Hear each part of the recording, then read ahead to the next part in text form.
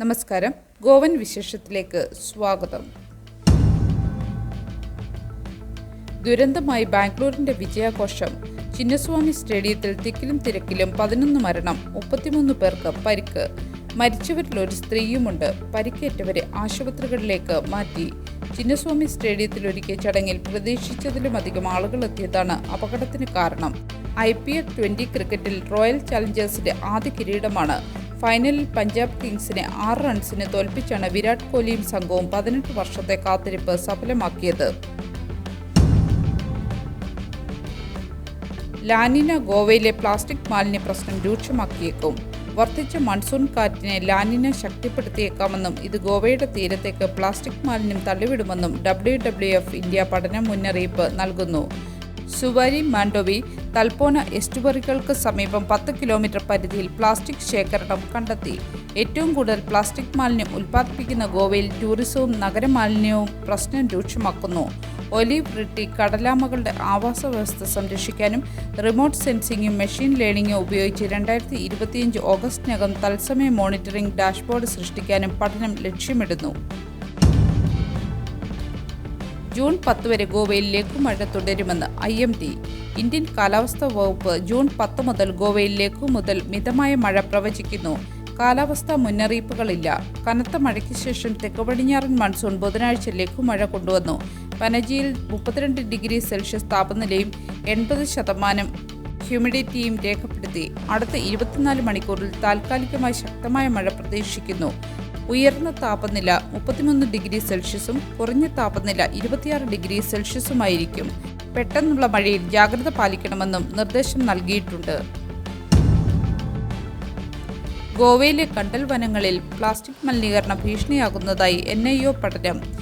ഗോവയിലെ കണ്ടൽ വനങ്ങൾക്ക് പ്ലാസ്റ്റിക് മലിനീകരണം ഗുരുതര ഭീഷണിയാണെന്ന് നാഷണൽ ഇൻസ്റ്റിറ്റ്യൂട്ട് ഓഫ് ഓഷ്യാനോഗ്രഫിയുടെ പഠനം വെളിപ്പെടുത്തുന്നു. സയൻസ് ഡയറക്ട് ജേണലിൽ പ്രസിദ്ധീകരിച്ച പഠനം പനാജി ചിമ്പൽ ഉൾപ്പെടെ 7 സ്ഥലങ്ങളിൽ 5549 മാലിന്യ വസ്തുക്കൾ ശേഖരിച്ചപ്പോൾ 66% പ്ലാസ്റ്റിക് ആയിരുന്നതായി കണ്ടെത്തി.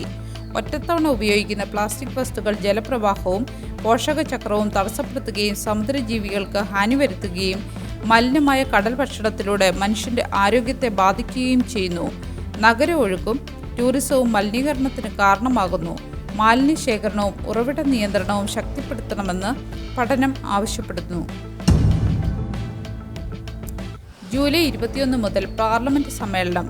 ജൂലൈ 21 മുതൽ പുതിയ പാർലമെന്റ് സമ്മേളനം ചേരുമെന്ന് കേന്ദ്ര സർക്കാർ അറിയിച്ചു. പ്രതിപക്ഷം ആവശ്യപ്പെട്ടിരുന്ന അവകാശ പ്രഖ്യാപനത്തിൽ കോൺസെൻസസ് ഉണ്ടാകാതെ പോവുകയാണ്. നിയമങ്ങൾ അവതരിപ്പിക്കാനും പാസാക്കാനുമായി 20 ദിവസത്തെ സമ്മേളനമാണ് ഈ സമയത്ത് ആസൂത്രണം ചെയ്യുന്നത്. സർക്കാരിന്റെ പുതിയ നയങ്ങൾ അവതരിപ്പിക്കപ്പെടും. 2027 ഇന്ത്യൻ സെൻസസ് 2 ഘട്ടങ്ങളിലായി ജാതി കണക്കെടുപ്പോടെ നടക്കും. 2027 ഇന്ത്യൻ സെൻസസ് മാർച്ച് 1 ആരംഭിക്കും. വീടുകളുടെ കണക്കെടുപ്പ്, ജനസംഖ്യാ കണക്കെടുപ്പ് എന്നീ 2 ഘട്ടങ്ങളിലായി 1948 സെൻസസ് നിയമപ്രകാരം നടക്കും. 1931 ശേഷം ആദ്യമായി ഷെഡ്യൂൾഡ് കാസ്റ്റുകൾ, ഷെഡ്യൂൾഡ് ട്രൈബുകൾ എന്നിവയോടൊപ്പം OBC വിഭാഗങ്ങൾ എന്നിവയ്ക്കും ഡേറ്റയും ജാതി കണക്കിൽ ഉൾപ്പെടുത്തും. ലഡാക്ക്, ജമ്മു കാശ്മീർ, ഹിമാചൽ പ്രദേശ്, ഉത്തരാഖണ്ഡ് തുടങ്ങിയ മഞ്ഞുവീഴ്ചയുള്ള പ്രദേശങ്ങൾ 2026 ഒക്ടോബർ 1 സെൻസസ് ആരംഭിക്കും. 1881 മുതൽ 1931 വരെ ബ്രിട്ടീഷുകാരാണ് അവസാനമായി സമഗ്ര ജാതി സെൻസസ് നടത്തിയതെന്ന് റിപ്പോർട്ടിൽ പറയുന്നു. ഈ ഡിജിറ്റൽ സെൻസസ് മൊബൈൽ ആപ്പും പോർട്ടലും ഉപയോഗിച്ച് സുതാര്യവും നീതിയുക്തവുമായ നയരൂപീകരണം ലക്ഷ്യമിടുന്നു. നല്ലൊരു ദിവസം ആശംസിച്ചുകൊണ്ട് ഗോവൻ വിശേഷത്തിന്റെ ഈ വീഡിയോ ഇവിടെ പൂർണ്ണമാകുന്നു. ചാനൽ ലൈക്കും സബ്സ്ക്രൈബും ചെയ്ത് പ്രോത്സാഹിപ്പിക്കണമെന്നും അഭ്യർത്ഥിക്കുന്നു.